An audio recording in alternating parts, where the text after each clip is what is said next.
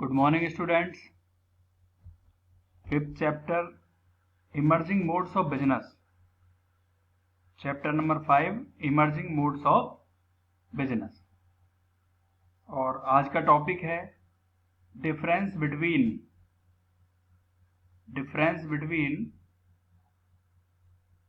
E business and traditional business. पहला difference है formation. Easy to form means इसको करना आसान है, इसको इजीली हम कर सकते हैं, क्योंकि इसके लिए किसी सेटअप की करने की कोई ज़रूरत नहीं होती, कोई दुकान लेने की ज़रूरत नहीं होती, इजीली हम इसे स्टार्ट कर सकते हैं। डिफ़िकल्ट टू फॉर्म, इसको स्टार्ट करना डिफ़िकल्ट है, मुश्किल है, क्योंकि एक तरीके से ट्रेडिशनल बिजनेस है, जैसे कहते हैं परंपरागत बिजनेस, जो बिजनेस चलते आ रहे हैं। तो अगर हम कोई नॉर्मल बिजनेस करते हैं तो उसमें सबसे पहले हमारे पास क्या होनी चाहिए, एक शॉप होनी चाहिए, फिर उसमें गुड्स होना चाहिए। तो इसे स्टार्ट करना डिफिकल्ट है। Personal touch, no personal touch, यहाँ पे कोई पर्सनल टच नहीं होता। हम किसी अपने कस्टमर को नहीं जानते। हमारे ऐसे भी कस्टमर हैं जो इंडियन हैं और आउटसाइडर भी हो सकते हैं, कहीं के भी हो सकते हैं, या इंडिया में भी किसी भी कॉर्नर के हो सकते हैं। लेकिन यहाँ पर जो ट्रेडिशनल बिजनेस है हमारे एरिया के ही होंगे सब, और उन सबको हम जानते होंगे। जैसे कि इसमें पहला लिखा सोल प्रोप्राइटरशिप। सोल प्रोप्राइटरशिप किसे कहते हैं? जिसमें एक सिंगल ऑनर होता है, एक मालिक होता है, तो अपने ग्राहकों को सबको जान जाता है, क्योंकि जो ग्राहक वगैरह आते हैं वहां पर वो आसपास के ही कस्टमर्स होते हैं। नेक्स्ट है सेटिंग अप कॉस्ट। यहां पर जो कॉस्ट लगती है वो कम लगती है, कम खर्चा हमें करना पड़ता है, और यहां पर कॉस्टिंग ज्यादा करनी पड़ती है, ज्यादा पैसा खर्च करना पड़ता है। ऐसी ऑपरेटिंग कॉस्ट भी यहाँ पे बहुत लो होती है, कम होती है, खर्च हमें कम करना पड़ता है। और यहाँ पर ट्रेडिशनल बिजनेस में आपको ज़्यादा खर्चा करना पड़ता है, क्योंकि पहले आपको शॉप लेनी पड़ेगी या हायर करनी पड़ेगी, तो यहाँ पे खर्चा ज़्यादा आता है।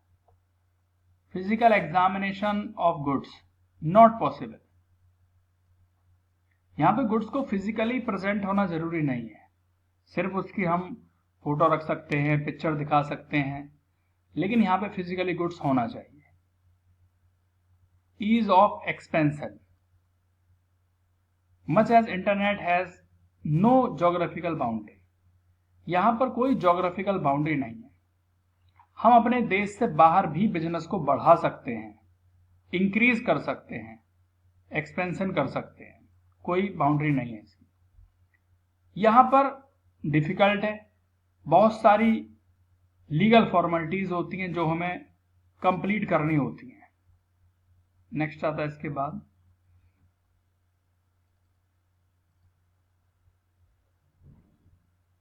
नेक्स्ट पॉइंट है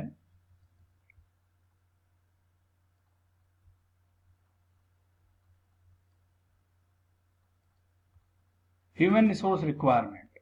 यहाँ पे जो हमें पर्सन चाहिए वो टेक्निकली क्वालिफाइड होने चाहिए, पढ़े लिखे पर्सन होने चाहिए, जिन्हें नॉलेज हो कंप्यूटर की, आईटी सेक्टर में प्रोफेशनल होने चाहिए।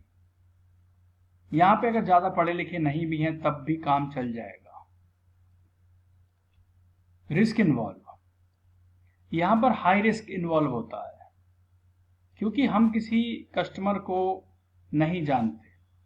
मान लीजिए ऑर्डर आया और हमने गुड्स उसे डिलीवर कर दिया, तो यहाँ पे रिस्क रहता है, हाई रिस्क रहता है। यहाँ पे रिस्क कम रहता है, क्योंकि हम अपने जो भी कस्टमर हैं उन सबको जानते हैं, पर्सनली जानते हैं। Distribution channel, no distribution channel, यहाँ पे कोई डिस्ट्रीब्यूशन चैनल नहीं होता। डायरेक्ट मैन्युफैक्चरर सेल करता है अपने कस्टमर को। मैन्युफैक्चरर कहते हैं जो गुड्स को बनाने वाला है, जो मैन्युफैक्चरर करने वाला है, तो किसको प्रेफर करता है? अपने कस्टमर को डायरेक्ट सेल करता है। यहाँ पे बहुत सारे पर्सन इन्वॉल्व होते हैं। होलसेलर, होलसेलर किसे कहते हैं? जो थोक में गुड्स को बेचता है, बल्क में गुड्स को बेचता है। रिटेलर, जितने भी शॉपकीपर हैं ये सब रिटेलर ही होते हैं। लेंथ ऑफ बिजनेस साइकिल, यहां पे क्या होता है, शॉर्टर होता है। Various process can be carried out, यहां पे लॉन्ग प्रोसीजर इन्वॉल्व होता है। One process carried out at one time, एक टाइम में हम एक ही प्रोसेस कर सकते हैं, या तो परचेज कर सकते हैं, या प्रोडक्शन कर सकते हैं, या सेल कर सकते हैं। लेकिन यहां पर एक बार में कई सारे ट्रांजेक्शन हम कर सकते हैं। नेक्स्ट है, अब करते हैं कुछ मल्टीपल चॉइस क्वेश्चन। इस चैप्टर के कुछ इंपॉर्टेंट क्वेश्चन है जो मैंने सेलेक्ट किए यहां पर आपके लिए। तो स्टूडेंट्स आप देखेंगे यहां पर, जैसे कि सबसे पहला है OLX is an example of which of the following category. OLX किसका एग्जाम्पल है? तो मैंने आपको बताया था B2B, बिजनेस टू बिजनेस। जब ट्रांजेक्शन बिजनेस टू बिजनेस के बीच में की जाती है तो B2B बोलते हैं। B2C जब बिजनेस और कस्टमर के बीच में ट्रांजेक्शन की जाती है। एंड C2C जब कस्टमर टू कस्टमर, यानी कस्टमर ही कस्टमर को सेल करता, तो OLX इसका एक एग्जाम्पल है यहां पर। तो आंसर आपका C2C है। इंट्रा भी उसे कहते हैं जहां पर एक ही बिजनेस में ट्रांजैक्शन की जाती है विद इन द बिजनेस या डिपार्टमेंट। तो right answer is C2C। Next है mail sent by purchase department. Mail sent होती है परचेज डिपार्टमेंट से प्रोडक्शन डिपार्टमेंट को। तो ये किस तरह का एग्जाम्पल है? B2B में तो भाई बिजनेस टू बिजनेस है, B2C में बिजनेस टू कस्टमर है, C2C में कस्टमर टू कस्टमर। इंट्रा भी, तो राइट आंसर इज इंट्रा भी, जो मैंने बोल्ड किया हुआ है आप देख रहे हैं। क्योंकि इंट्रा भी में जो हम ट्रांजैक्शन करते हैं वो करते हैं business to business, within the business. Third question है sending quotation of supplying raw material by one businessman to another, मतलब बिजनेसमैन से बिजनेसमैन को ट्रांसफर करना, तो आता है B2B, बिजनेस टू बिजनेस। तो A is the right answer. B2C में बिजनेस टू कस्टमर, C2C में customer to customer, intra B में सेम डिपार्टमेंट यदि है और वहीं पर हमको ट्रांजेक्शन करते हैं। नेक्स्ट आता है we can move towards paperless society. तो मैंने आपको बताया था पेपरलेस सोसाइटी, पेपर से बचने के लिए हम क्या कर रहे हैं, ई बिजनेस का हम यूज करते हैं। ई बिजनेस को बढ़ावा दिया जा रहा है और किसके द्वारा होता है? इंटरनेट के द्वारा, यानी जहां पर भी इंटरनेट एक्सेस करता है वहां पर यह बिजनेस चल सकता है। नेक्स्ट आता है ट्रेडिशनल बिजनेस उसे कहते हैं जब बिजनेस पुराना चला आ रहा है, जिसमें आप एक दुकान हायर करते हैं, शॉप हायर करते हैं, वहां पे गुड्स रखते हैं, तो उसके थ्रू जो बिजनेस होता है उसे बोलते हैं ट्रेडिशनल बिजनेस। नेक्स्ट आता है, इसके बाद नेक्स्ट करते हैं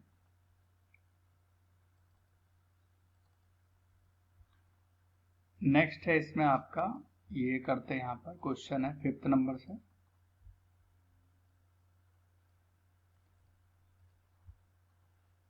और ये नेक्स्ट है